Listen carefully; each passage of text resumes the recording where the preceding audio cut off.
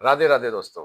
आज मैं आपके साथ बहुत ही इम्पोर्टेंट कन्वर्सेशन के साथ प्रेजेंट हो रहा हूँ और कुछ नया करके दिखा रहे हैं जिससे कि आपके कुछ डाउट्स होते हैं माइंड में वो क्लियर कर सकें। और हमारे साथ बहुत ही इम्पोर्टेंट मेहमान हैं, हमारे हाई रैंक के इंजीनियर्स हैं और सर के साथ आज पॉडकास्ट में जो हम प्रेजेंट हुए हैं, हम सेफ्टी पे बात करेंगे, जो एक्सीडेंट्स होते हैं शिप पे उसके बारे में बात करेंगे और जो मोस्टली इम्पोर्टेंट क्वेश्चन होते हैं उनके आंसर हम आज सर से सुनना चाहेंगे। तो स्टार्ट करते हैं। हमारे चीफ इंजीनियर हैं जो हेड ऑफ डिपार्टमेंट इंजन है। तो पहले हम सबसे पहले उनका तहे दिल से धन्यवाद देते हैं। नमस्कार सर। आप सभी का नमस्कार और आदरणीय भूषण जी का भी बहुत-बहुत धन्यवाद। उन्होंने हमें ये मौका दिया कि हम आप सबसे रूबरू हो सके। आप इतने प्यारे दर्शकों के बीच में हमारे साथ बहुत टैलेंटेड भूषण जी बैठे हुए हैं, जो कि अपना एक्सपीरियंस शेयर करते हैं आपके साथ। आज हम भी कुछ आपके साथ शेयर करते हैं, कुछ नई चीज़, कुछ नया अच्छा जानेंगे। आइए चलिए देखते हैं।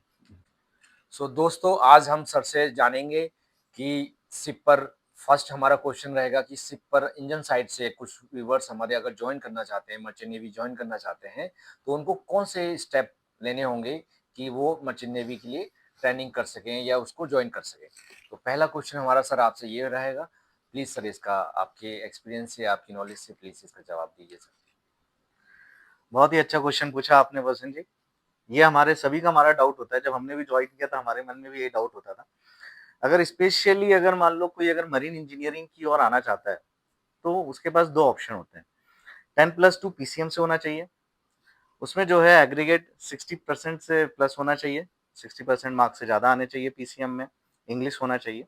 फिर उसके बाद में आप जो है आईएमयू सीईटी एक एग्ज़ाम होता है, वो एग्ज़ाम आपको क्रैक करना पड़ेगा। उसमें 15,000 जो टॉप जो रहते हैं, उन ओके। बच्चों को जो है वो सिलेक्शन किया जाता है उसमें। ओके। फिर उसके बाद में काउंसलिंग होती है और उसके बाद में फिर आपको जो है उसमें सिलेक्शन उसमें वहाँ पे बच्चों को मिल जाएगा और आपको कॉलेजेस जो होते हैं वो आपको देखने पड़ते हैं सबसे अच्छे कौन से कॉलेज है। जैसे गवर्नमेंट कॉलेज देखा जाए तो मेरी बहुत कोलकाता हो अच्छे। गया, मेरी मुंबई हो गई, ये बहुत सब अच्छे। अभी काफ़ी अच्छे कॉलेज हैं। तुलानी हो गया, बहुत अच्छा कॉलेज है। बहुत अच्छे। तो ये लिस्ट है, आप सर्च करेंगे आपको बहुत सारी लिस्ट मिल जाएगी। तो एक करेक्ट सर। ये वे हो गया और राइट। एक और तरीका है। अगर मान लो जैसे किसी ने अगर मैकेनिकल इंजीनियरिंग किया है सपोज़, जी। उसके बाद भी जो है वो मरीन इंजीनियरिंग जॉइन कर सकता है और वो धीरे-धीरे करके चीफ इंजीनियर रैंक तक आ सकता है। बहुत अच्छे। उसके लिए 1 ईयर का एक कोर्स होता है, जी। वो जीएमई कोर्स हम उसे कहते हैं। हुँ। तो उसके लिए भी जो है उसमें एग्रीगेट आपको 60% चाहिए, ग्रेजुएट होना है उसमें आपको मैकेनिकल इंजीनियरिंग से।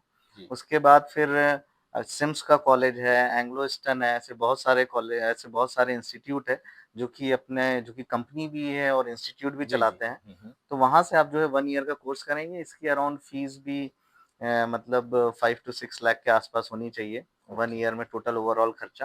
तो वहाँ से करके भी आप मर्चेंट नेवी में अंदर फिर आके मरीन इंजीनियरिंग जॉइन कर सकते हैं। ये भी एक अपॉर्च्युनिटी आप लोग को प्रोवाइड करी हुई है। जी। जी। थैंक यू सर, ये हुँ। क्वेश्चन बहुत अच्छा आपने रिप्लाई दिया। तो अभी जैसे जो मैंने आपको बताया ये इंजीनियरिंग के लिए हो गया। सेम वे इंजीनियरिंग के नीचे रेटिंग्स भी होते हैं जिन्हें जी। हम वाइपर्स कहते हैं, मोटरमैन कहते हैं, ट्रेनी वाइपर होते हैं इसमें। तो उनका सिलेक्शन कैसे होता है? वो भी इसमें आ सकते हैं। उनके लिए आपको क्या करना पड़ेगा 10th के बाद में ही वो आ सकते हैं। तो 10th के बाद में उनका जो है एक कोर्स होता है, वो जैसे कई इंस्टीट्यूट कोर्स कराते हैं, बीपी मरीन हो गया, एक्वेंटेक हो गया, फिर उसके बाद अपना आईएमआई हो गया सर। आईएमआई हो गया, ये सारी जो इंस्टीट्यूट है कोर्स कराते हैं, वहाँ जाके आपको जाना पड़ेगा, राइट। फॉर्म फिल अप करना पड़ेगा। उसके बाद में उनके जो अगर आप एलिजिबिलिटी क्राइटेरिया अगर आप पास करते हैं, तो उसके बाद में फिर आपको 6 टू 7 मंथ का आपका कोर्स होता है, वो कोर्स करेंगे आप। जी। फिर उसके बाद में आप फिर कंपनीज़ को अप्रोच करेंगे, अगर वो इंस्टीट्यूट अगर कंपनीज़ अगर प्रोवाइड करा रही है, प्लेसमेंट करा रही है, देन बहुत अच्छी बात है। फिर वहाँ से आप डायरेक्टली शिप पे आ सकते हैं और यहाँ पे आके फिर जो है अपनी शिपिंग लाइफ एन्जॉय कर सकते हैं अच्छे से। Correct sir. बहुत बहुत अच्छा, बहुत जी, अच्छा आंसर हुँ। सर। बहुत अच्छे सर, आपने बहुत अच्छे से एक्सप्लेन किया, बहुत अच्छे से अपने एक्सपीरियंस से लोगों को रिप्लाई दिया इसका आंसर का।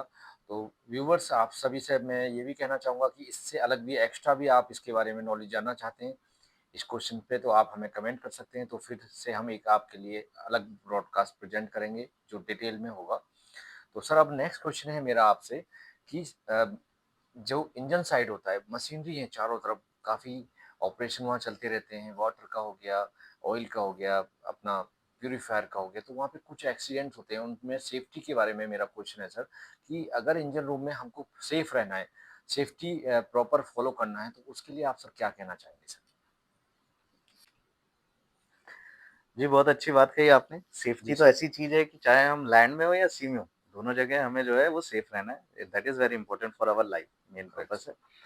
बट जब हम शिप पे की बात करें तो यहाँ पे चारों तरफ पानी ही पानी है। तो यहाँ पे सेफ रहना बहुत ज़्यादा ज़रूरी हो जाता है। जैसे अगर हम लैंड में हैं तो वहाँ पे डॉक्टर वेरी ईज़िली मिल जाएँगे आपको, तुरंत से आपका इलाज हो जाएगा। यहाँ पे अगर मान लो हल्की-सी भी खरोंच हो गई, ब्लड करके बह रहा है, हम उसको प्रॉपर स्टिचिंग करते हुए नहीं आएगा हमें तो ऑन बोर्ड किसी को, इसलिए राइट, हमें यहाँ पर सेफ तो रहना हम डॉक्टर को नहीं कर बुला सकते। नहीं बुला सकते यहाँ डॉक्टर को, बिल्कुल सही कहा आपने। हमें यहाँ पे बहुत फिर दिक्कत हो जाएगी, छोटी-सी इंजरी भी जो है वो लाइफ थ्रेटनिंग इंजरी हो सकती है, तो safety is very, very important correct जिसके सर। लिए हमें प्रॉपर्ली ट्रेन किया जाता है, हमें बताया जाता है। तो अगर जैसे कोई भी जॉब है, तो उस जॉब को करने से पहले टूल बॉक्स मीटिंग होती है, क्योंकि हर जॉब की अलग-अलग सेफ्टी होती है। अगर राइट। कहीं हॉट वर्क हो रहा है, तो उसके लिए अलग पीपीई पहनना पड़ेगा। अगर मान लो कोई नॉर्मल वर्क हो रहा है, वहाँ पे अलग पीपीई हो रहा है। अगर कोई हाइट पे वर्क हो रहा है, तो आपको सेफ्टी हार्नेस पहनने पड़ेंगे। जी। एनक्लोज़ स्पेस में जा रहे हो, तो आपको अलग पीपीई पहनना पड़ेगा। तो पहले प्रॉपर टूल बॉक्स मीटिंग में हम डिसाइड करते हैं कि अच्छा व्हाट इज़ अवर प्लान? आज का हमारा प्लान क्या है? उस प्लान के अकॉर्डिंगली हम लोग रिस्क असेसमेंट करते हैं, कि इस जॉब से रिलेटेड क्या रिस्क है? जी। फिर वो रिस्क को हम एनालिसिस करते हैं, उसके अकॉर्डिंगली हमारे पास सेफ्टी के जो-जो इक्विपमेंट्स हैं, जैसे हेलमेट है, सेफ्टी शूज़ है, हार्नेस है, फिर ब्रीथिंग एपरेटस है, फिर उसके बाद में हमारा वेल्डिंग कर रहे हैं, तो हमारे पास वेल्डिंग ग्लव्स है अलग से, राइट। है ना? ये सारी चीज़ें हमें यूज़ करनी पड़ेगी उसके अकॉर्डिंगली एज़ पर अवर जॉब। जो-जो तो हमारा ऑपरेशन है उसी के अकॉर्डिंग हमें सेफ्टी टूल्स यूज़ करने करेक्ट। होंगे। तो उसके लिए सबसे इम्पोर्टेंट है टूल बॉक्स मीटिंग, सबका decide, close right, communication very important. Right. दूसरी चीज़ रिस्क असेसमेंट, जो कि रिस्क। हमें रिस्क असेसमेंट करना पड़ेगा, फिर हमें उसको मिटिगेट करना पड़ेगा। हमें देखना पड़ेगा कि इसको हम कैसे कंट्रोल कर सकते हैं और हमें जो है एनालिसिस करना पड़ेगा प्रॉपर्ली। उसके बाद से एक वर्क परमिट जनरेट करते हैं, वो वर्क परमिट जनरेट होता है, उसके बाद फिर हम उस जॉब के लिए जाते हैं। तो ये हो गया सेफ्टी पॉइंट ऑफ व्यू से, जो कि हम पर्सनल सेफ्टी देख रहे हैं। जी। अब शिप की सेफ्टी भी इम्पोर्टेंट है, एनवायरनमेंट सेफ्टी भी इम्पोर्टेंट है। तो शिप की सेफ्टी हम कैसे करते हैं? मेकर्स लोग हो गए जो वहाँ पे प्रॉपरली जो इसको ऐसे डिज़ाइन करते हैं कि अगर मान लो कहीं पे फायर हो जाए या कोई भी ऐसा हैज़ार्ड हो जाए, तो उससे भी हम इसको कंट्रोल कर सकते हैं, क्योंकि यहाँ पे जो है fix CO2 system, fix hypermist system, fire hydrants, हमारे पास अलार्म डिटेक्टर सिस्टम है, जो कि ऑटोमैटिकली डिटेक्ट करते हैं अगर कहीं पे अगर फायर लगी है या राइट सर, कुछ भी बहुत हो रहा अच्छे है। जैसे से सर, सपोज़ कहीं करेक्ट सर। वेल्डिंग वर्क चल रहा है और एकदम से फायर हो जाए, कुछ हो जाए उस जगह पे, तो वो डिटेक्ट करेगा, हाइपरमिस्ट अपने आप एक्टिवेट हो जाएगा सेंसर के वहाँ थ्रू, पे, करेक्ट। सेंसर के थ्रू एक्टिवेट हो जाएगा। जी सर। तो सेफ्टी बहुत ज़रूरी है, हम लोग यहाँ पे सेफ्टी फ़ॉलो करते हैं, तभी जो है एक जगह से दूसरे देश ट्रैवल करते हैं और अच्छे-अच्छे गुड्स जो है आपको हर जगह के प्रदान करते हैं।